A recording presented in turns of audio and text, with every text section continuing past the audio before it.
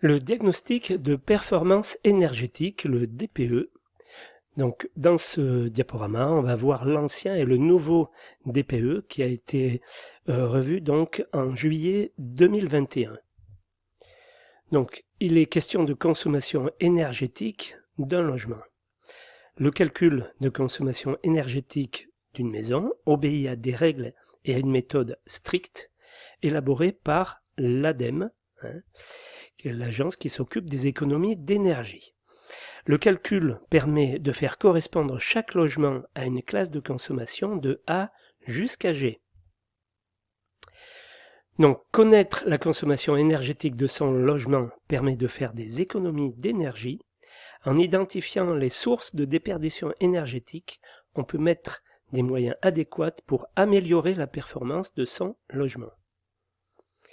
Donc, calculer la consommation énergétique d'un logement. Des outils de simulation en ligne permettent de calculer de façon précise la consommation d'une maison en énergie existent.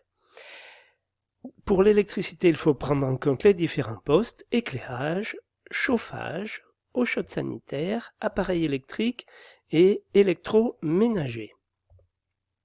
En ce qui concerne l'énergie gaz, il faut également prendre en compte le coefficient de conversion appliqué par GRDF, qui est le gestionnaire du réseau, et donc il faut l'appliquer dans sa commune pour convertir les mètres cubes de gaz en kilowattheure. Donc, le gaz H à haut pouvoir calorifique en provenance de Norvège, de Russie ou encore d'Algérie qui est consommé, ça c'est le gaz H. Le gaz H est plus riche en énergie et le coefficient de conversion oscille entre 10,3 et 12,4 kWh par mètre cube au niveau de la mer.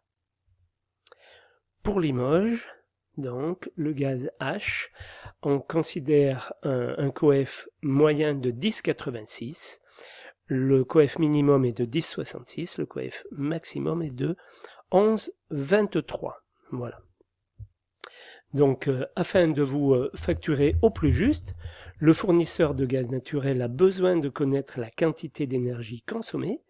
Les compteurs gaz mesurent le volume de gaz naturel livré en mètres cubes.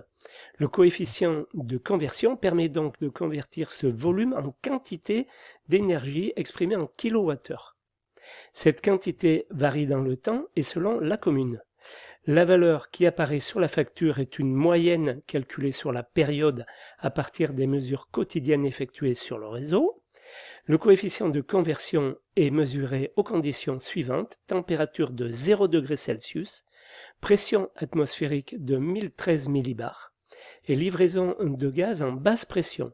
Il varie en fonction de l'altitude de la commune. Bon, okay. Pour connaître la valeur du coefficient de conversion moyen sur la commune ainsi que les valeurs minimales et maximales observées au cours de l'année précédente, il faut donc aller voir, se renseigner auprès de votre fournisseur de gaz.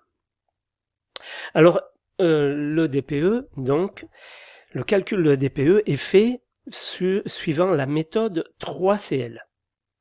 La simulation est basée sur la méthode 3CL qui a été conçue par l'ADEME, Agence des économies d'énergie.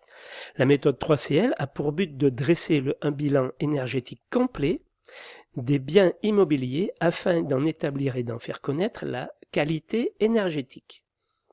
Donc, la méthode 3CL invoque le scénario d'occupation standard et les conventions de calcul suivantes.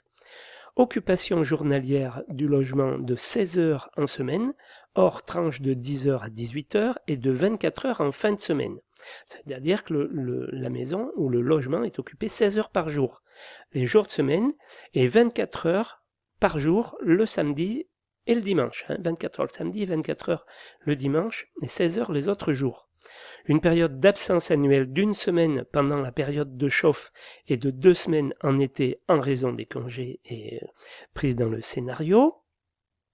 Une température intérieure de 19 degrés le jour réduite à 17 degrés la nuit en saison de chauffe. Une consommation d'eau chaude sanitaire calculée sur la base de la surface habitable et un taux d'occupation standard dépendant de la surface du logement. Des données climatiques départementales moyennes sur 30 ans avec une correction liée à l'altitude et à la distance par rapport au littoral.